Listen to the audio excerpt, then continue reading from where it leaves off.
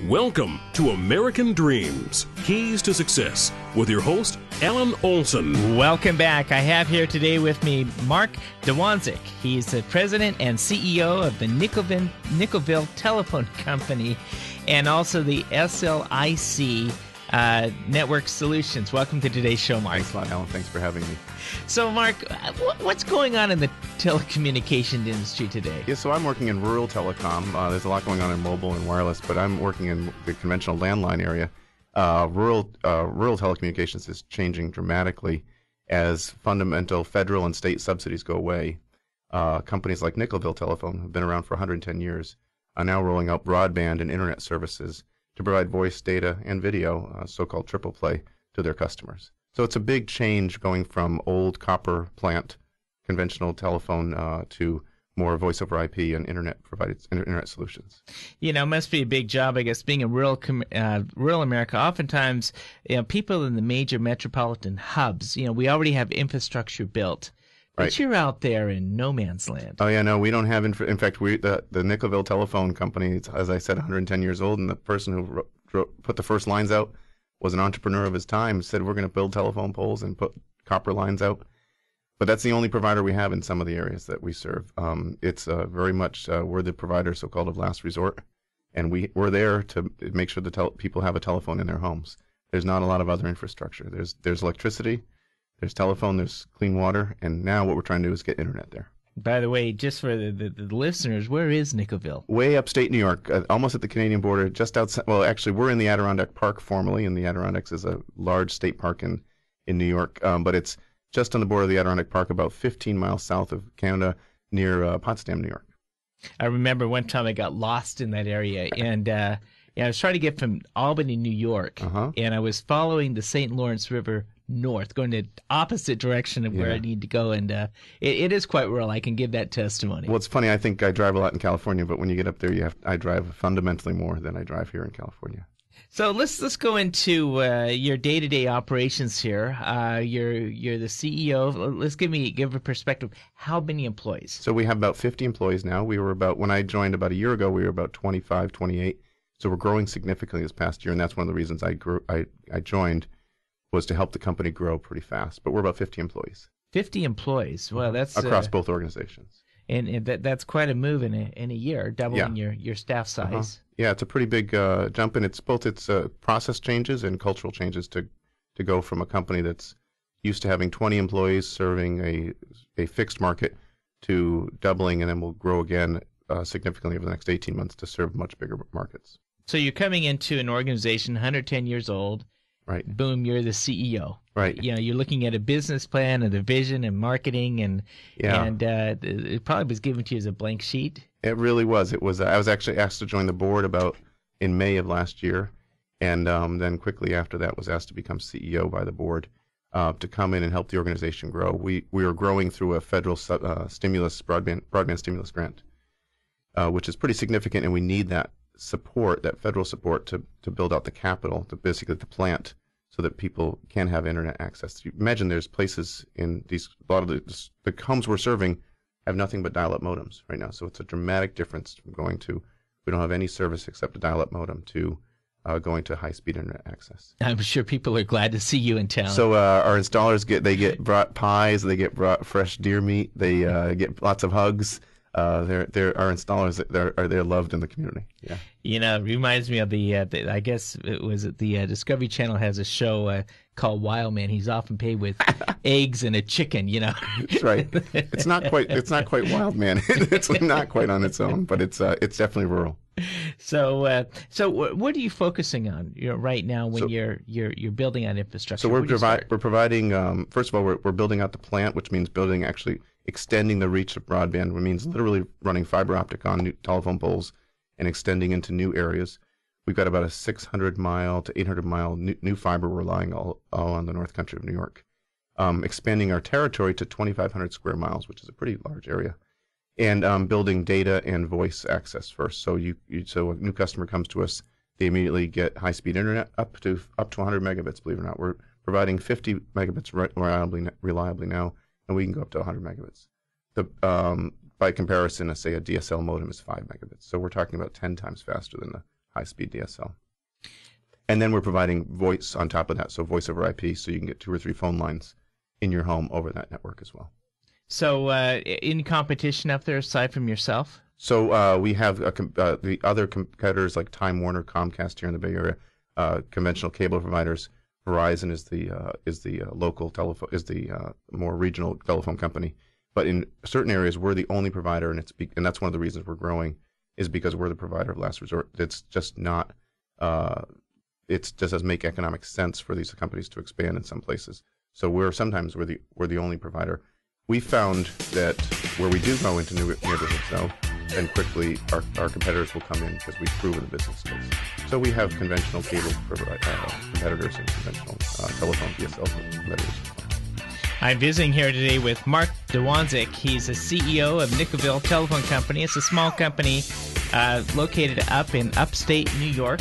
And we'll be right back after this message. We'll talk more about the business model with Mark. We'll be right back. Protecting your family's health and welfare is a sacred trust. At Greenstein Rogoff Olson Company, we know that sound financial planning will protect them now and in the future. We're certified public accountants with tax services for the highly successful. For your business and your family, call GrowCo. Greenstein Rogoff Olson Company will help you manage your financial affairs so you can focus on what's really important in life. GrowCo, helping you along the way. Apple pie, baseball, and now here's All-American Alan Olson.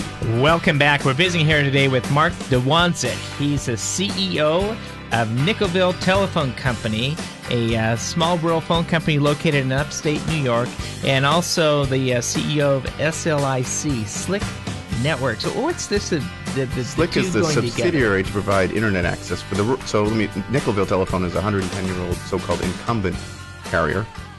We actually have a managed territory where we serve. We're regulated by the state PSC, Public Service Commission.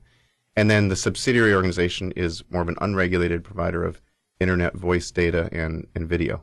So it has to be run as 2 separate companies for regulatory reasons. So if I could say this another way, one gets to collect tax on your bill and the other doesn't? Yeah, I think that's what we actually collect tax on both. But yeah, there's plenty of taxes, unfortunately, to go around. But no, one is more of a free market, highly competitive. Slick has to, and whereas Nickelville has to provide that dial tone to people in rural America, in rural New York in this case, and we have to provide the service no matter what happens. Ice storm happens, telephone poles fall, we have to go roll trucks to make sure people's phones are working. Mark, going back, a little background, your education, I understand that you have a master's in electrical engineering or aeronautical engineering from MIT. Yeah, I actually did my undergraduate in electrical engineering at Tufts University, and then went to MIT to get a degree in aeronautics engineering, aeronautical engineering. And I understand you spent some time at Stanford. Yeah, and then I worked for 10 years on the East Coast, and the aeronautic is because I was interested in signal processing, which then I thought I wanted to go to Stanford to get a PhD. I thought I wanted to teach. I came out to Stanford and worked on my PhD for a while, but got the entrepreneurial bug instead and started a company in the garage in the old-fashioned way in Los Altos. You must have some interesting classmates from Stanford. Yeah, that was a time where Jerry Yang had a site called akibono.stanford.edu and turned into Yahoo. They kicked him off campus because he had too much traffic. It was a great time to be at Stanford. It was really fun. You ever see the Google clan out there? No, well, actually, certainly bumped into them at the time. No, I actually have. Actually, it's funny. I still have in my Rolodex a guy named Lawrence Page. He had a website called google.stanford.edu. So we were all in the computer science electrical engineering department together. So you went through a number of ventures, which we'll come back onto that. But as you build these companies, well, actually, let me run through the history there. So from Stanford, you went out and you started a venture company. Yeah, actually, so it wasn't venture backed. It was my own. It was so-called bootstrapped. I built a company in the garage started as a consulting company in signal processing, which we looked at how do you compress voice for this oncoming change called voice over IP that we saw was going to happen. But I built it in the garage. We had people working in the garage, built it on credit cards and sweat and lots of hard work, and grew it to about 25, 30 people in Mountain View, California, right there on Castro Street, and then moved it to China. And we actually kept the engineering team and the the high-level design and software on Castro Street in Mountain View, and then moved some of the manufacturing and lower-level design to China, and we've actually bootstrapped a company there as well. Not many people can say I did a voice-over IP company from the ground up. Yeah, no, it's actually someone says, how do you do a startup telecom, because you need a lot of capital. But this was more product-oriented. We built things like telephone handsets, PBXs, and we were at the right time, we were right place at the right time. So from there, you moved out into another company conference call? So then we I sold the first company in 2005, and as most entrepreneurs do, they sort of hang around and look for the next thing, mostly just testing the waters. And I bumped into a company that had a great idea of how to automatically remotely call a predefined list all simultaneously. And we turned it into a conference call company. The idea is you set up a list who's on your conference call, and everybody's phone rings automatically. No PIN codes, no dial-in numbers. Very straightforward. It was called Velo, and we actually got a lot of press on it. A lot of great technology, a lot of great enthusiasm. It had a really difficult business model because everybody wants voice and conference calling to be free. So it was a very, very challenging way to make it into a business. Yeah, it's interesting how far telecommunications has come since the breakup of Ma Bell back in the mid '80s. Oh yeah, no, it went from what you remember long distance. Oh, now it's just 10. Remember the dime line, 10 cents a minute, right? And now voice is basically free. In fact, even the FCC is going that way. They're expecting there's not going to be any more voice subsidies even in rural America in about 9 years from now. Voice should be free. Where do you see telephone in the next 10 years? It's going to be part of a whole data package. It's going to ride over your IP network. Basically, if you have a smartphone, you're just going to have a voice package that runs on top of that. So it's telephony is going to be all over data networks. Certainly, it's been that way for a long time. Probably the phones you have here in the office are all over the internet type or over IP networks, and the voice portion will be free. You'll pay the money will come from higher revenue, higher margin revenue. We're visiting here today with Mark Dwanczyk. He's the CEO of Nickelville Telephone Company in rural America, and we'll be right back after these messages. But I'd like to visit with Mark more on the future of the telephone. Great, thanks. Nothing's more important than spending time with your family. At Greenstone Rogoff Olson Company, we're trusted advisors to the highly successful. Our goal is to help you find the right strategy to protect your wealth for yourself and those you love. Kids, why do I feel like I've just had an audit? As trusted advisors to the highly successful, we'll make sure that you don't lose your shirt. Roco helping you along the way. Apple pie, baseball, and now here's All-American Alan Olson. Welcome back. I'm here today with Mark Dwanczyk. He's the CEO of Nickelville Telephone Company in rural America, and also the subsidiary to the CEO of SLIC Networks, which focuses on internet communications. So, Mark, before the break, we're talking about the future of the telephone. So I want to come back. 10 years from now, what do we see? You'll see a so-called broadband pipe into homes and into your businesses now. That's exactly what you have. And then devices hanging off there. They will look like telephones, but they'll run all sorts of other features, and it'll run over a data network. It'll be much more of an intelligent phone than you have now in your home. Just like our cell phones have become smartphones. They went from standard cell phones to now into so-called feature phones to so-called smartphones to now so-called app phones. But and again, the voice on those cell phones is just going to be another application that runs on the device. I guess Star Trek was right. Right. Communications, Captain Kirk just touching his chest, and all of a sudden the telephone comes on, and he has a spaceship communicating. But do you see the as we move out into the future, the telecommunications is going to become more seamless then? Yeah, it's going to be the same. So you'll find one number for everything. You may have lots of different numbers, telephone numbers, as they proliferate, but they'll all go back to they'll all be forwarded or go back to one number.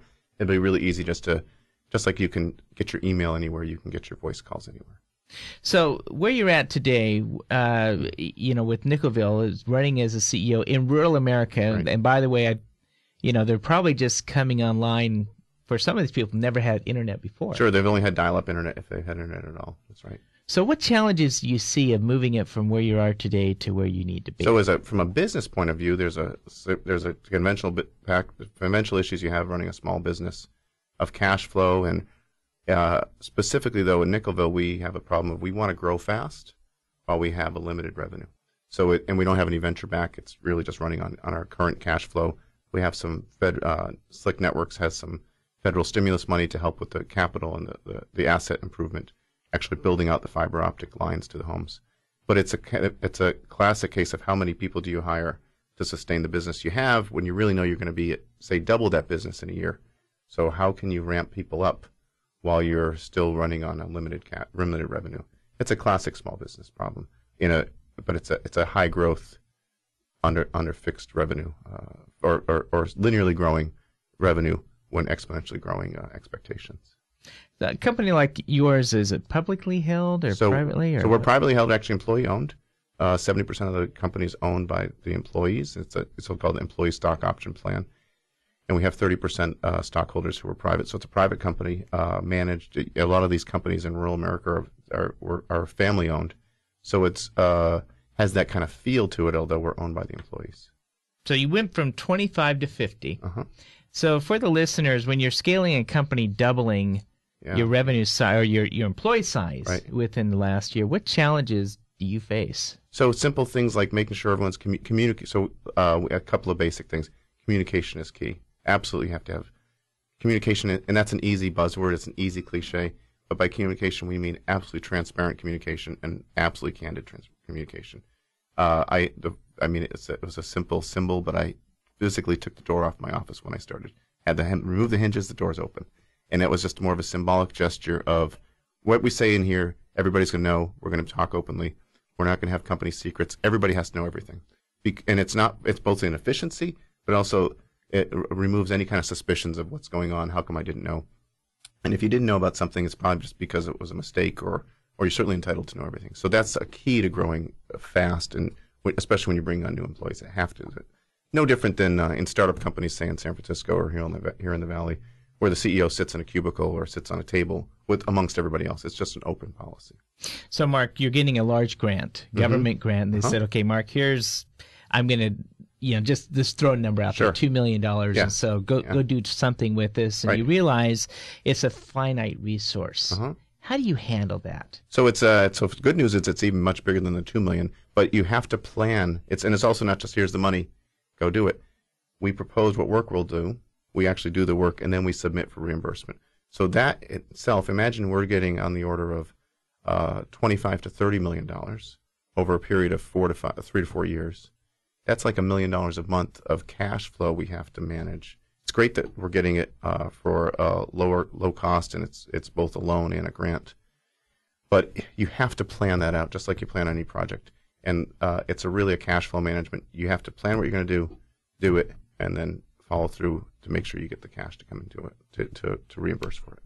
Who owns these telephone lines? You go by, you see the phone lines, and wireless is coming in. Right. So you're given a large grant to say go build infrastructure. Right. Time Warner or Comcast comes along and says we want to use the same line. Sure. So we actually have. So the question is who owns the lines? The individual companies own the lines, but we have a so-called open network. We have to let other people on our network. So if Time Warner wants to offer telephone service on top of our network, for example, or Comcast, or they can actually have, our network is open. They have to pay us a use fee for those lines. We actually own the lines, but they're available for others to use. Now, the old copper lines, the old lines have been up for 110 years. Those are owned by Nickelville Telephone. Those are maintained by us, and those are sort of a closed network. We also have to maintain them, though. We have to keep the phones running no matter what.